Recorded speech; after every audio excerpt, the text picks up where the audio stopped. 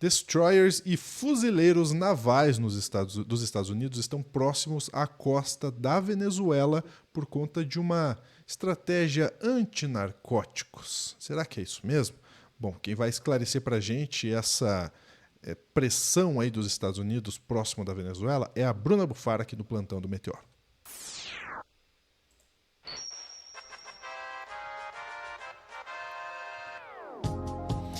Donald Trump segue a sua caminhada aí por pressões políticas, militares e tá chegando na América do Sul, Bruna.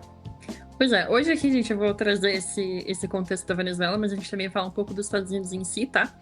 Porque, vamos lá, né? O Trump está realmente exercendo de novo uma Monroe 2.0 aí, tá trazendo toda a narrativa golpista de volta de que a América do Sul está perdida nas mãos da esquerda. E agora, a próxima vítima aí de exemplo de poderio, né? É a Venezuela, e é com esse ataque aí, com essa pressão do governo Trump. O que aconteceu aí, ó? Opa, peraí. Opa, também Aí, com o Ciro. agora sim. Aí, ó. Maduro em alerta. Frota naval americana faz Venezuela temer interceptação e ataque cirúrgico. Analistas com acesso ao Palácio Miraflores avaliam que risco de invasão é baixo, mas não se descartam outras possibilidades, né? Que no fim isso acaba sendo pressão. Olha lá. O ditador Nicolás Maduro diz ter nervos de aço para enfrentar um momento considerado crítico, a aproximação de uma frota naval militar americana da costa venezuelana sob justificativa de combate ao narcotráfico. Gente, a gente sabe, Estados Unidos, e aqui abrindo uma aspa, sou eu falando, Bruna. A gente sabe que Estados Unidos tem diversas desculpas. São elas terroristas, são elas esquerdas, são elas falta de democracia e agora narcotráfico. Voltando. A operação militar vem estimulando a elaboração de cenários dentro da Venezuela se, em algum momento, houver uma escalada do que hoje é visto como uma mostra de força, composta por 4.500 marinhos e fuzileiros, 3 navios de assalto anfíbio, 3 contra-torpedeiros, um submarino de ataque nuclear, aeronaves P-8 Poseidon e outros meios de vigilância. Os analistas falam que o risco de invasão é baixo, porque, no fim, isso é pressão política, né? Entre elas, a violação do espaço aéreo e marítimo venezuelano, intercepção de embarcações em mares territoriais venezuelanos, ataques rápidos e fulminantes, por exemplo, a base da Força Aérea vista como a mais sólida da Força Armada Nacional Bolivariana, ou ação cirúrgica contra algum membro do regime. Mas, ó, isso tudo tá acontecendo agora, né? Mas vamos aqui pro G1, gente. Eu não sei se vocês escutam aí o assunto, podcast bem bom da Tuzaneri, que hoje, inclusive, hoje foi aí o assunto Trump versus Maduro, tá? A política de pressão máxima dos Estados Unidos na Venezuela. Que o envio de 3 navios de guerra americanos, tendo como destino final a Venezuela, marca nova escalada de tensão entre os Estados Unidos e o país comandado por Maduro. Chamados de destroyers, os navios são ágeis, têm a função de proteger embarcações maiores, como porta-aviões. A missão oficial é combater o narcotráfico na América Latina.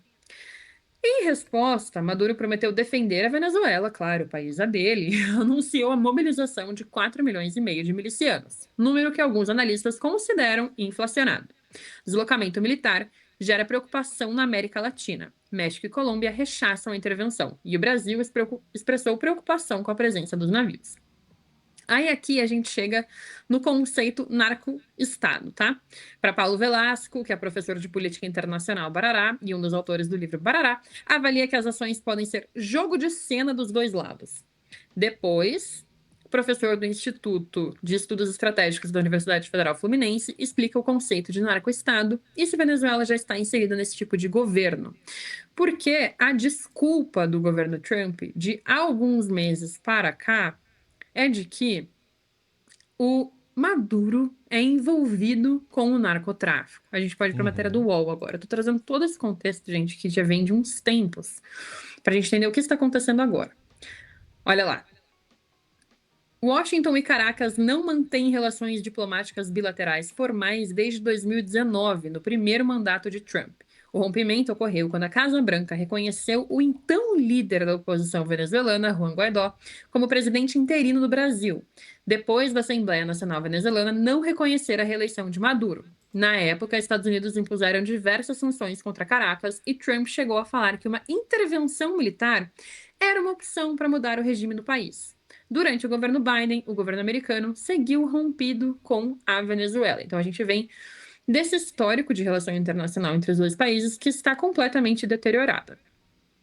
Aqui a gente tem o julho desse ano. Em 18 de julho, uma troca de prisioneiros entre Estados Unidos e Venezuela acendeu esperanças de que os dois países poderiam adotar atitude pragmática de reaproximação.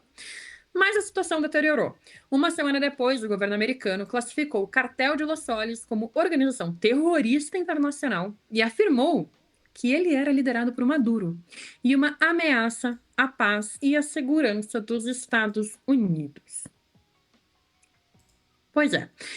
Em 7 de agosto, o Departamento de Estado dos Estados Unidos dobrou a recompensa por informações que levassem à prisão de Maduro, de 25 para 50 milhões de dólares. No dia seguinte, a Procuradora-Geral dos Estados Unidos, Pamela Bondi, publicou o vídeo acusando Maduro de ser um dos maiores líderes mundiais do narcotráfico e de colaborar com os cartéis, Trem de Aragua e Cartel de Sinaloa.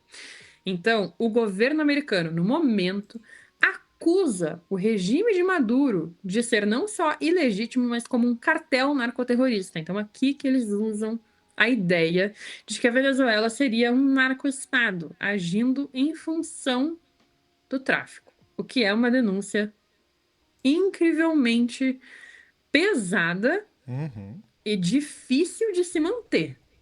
Mas tudo bem.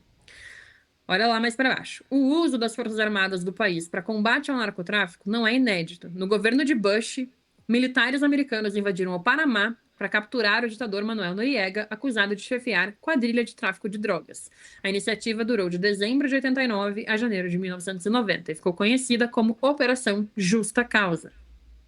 Segundo fontes venezuelanas consultadas pelo Globo, Caracas considera diversos possíveis cenários relacionados à chegada da frota de navios militares americanos. Um deles seria usar essa frota para impor restrições ao movimento de navios no litoral venezuelano e dificultar a exportação de petróleo, maior fonte de recursos do regime chavista. Outra opção menos provável seria um ataque pontual e direcionado contra Maduro, como ocorreu com o general iraniano Qasem Soleimani, comandante da Guarda Revolucionária do Irã, morto em 2020, durante o primeiro governo Trump. Tudo isso está acontecendo no momento. As relações entre os dois países estão completamente deterioradas. A Agência Brasil publicou também uma notícia justamente sobre como especialistas rejeitam chamar a Venezuela de narco-estado, como diz o Trump, porque essa acusação ela é bizarramente bizarra mesmo. Então, o uso do termo é exagerado e impreciso. O que se sabe com base em investigações sérias é que existem, sim, militares e autoridades envolvidos em esquemas de tráfico, principalmente em áreas de fronteiras. Mas não há provas de que exista estrutura centralizada, comandada pelo governo, que coloca o Estado a serviço do narcotráfico. E aqui, a gente sempre tem que ter muito cuidado com a narrativa da direita e com a narrativa que a extrema-direita do Trump coloca sobre as coisas, porque se para os Estados Unidos, o Venezuela é um narco-estado, é muito fácil de considerarem o Rio de Janeiro, por exemplo, um narco-estado, por causa do uso da milícia. Então, a questão é, o uso do termo é, de fato, exagerado. É importante dizer também que os navios já saíram das águas venezuelanas e também, ao que me parece, é porque o Trump está com outros problemas dentro do próprio território, como a intervenção federal, gente, que eu não sei se vocês estão aí, ó. No momento, intervenção federal em Washington, D.C. é laboratório para o projeto autoritário de Trump. O Trump está planejando intervir federalmente em várias cidades que são lideradas pela oposição. Caramba. Esse é todo o contexto do que está acontecendo no momento com a política americana. E esse é todo o contexto que eu quero trazer de preocupação do que está acontecendo com a Venezuela, com o que pode acontecer com o Brasil a partir disso. E que a gente está lidando, sim, com os Estados Unidos, que têm muito poder bélico, já fizeram golpes, já invadiram outras terras, não cansam de fazer isso, não cansam de apoiar regimes que estão em guerra, como Israel, né? Perfeito. Eu tava vendo essa semana, Bro, um vídeo, se não me engano, era da BBC, sobre a teoria do louco. E que, em tese, o Trump estaria. Ele não diz em viva voz, porque quem usa a teoria do louco não vai dizer em viva voz exatamente para ter o fator surpresa. Mas que ele estaria, sim, propondo esta teoria nessa gestão dele. Já teria feito algumas movimentações na primeira gestão, mas nessa em que ele é todo-poderoso, ele estaria com essa teoria, praticando essa teoria. E é isso que preocupa, porque o Trump, ele sabe que ele não precisa barganhar muitas coisas, porque ele hoje está à frente de um dos países mais poderosos, se não o mais poderoso do mundo. Então é muito difícil, né, você barganhar com os Estados Unidos ou os Estados Unidos ter que pedir permissão a alguma coisa. Porque quem vai bater de frente com os Estados Unidos? Né? A Rússia. Mas a Rússia está apertando a mão do Trump. Né?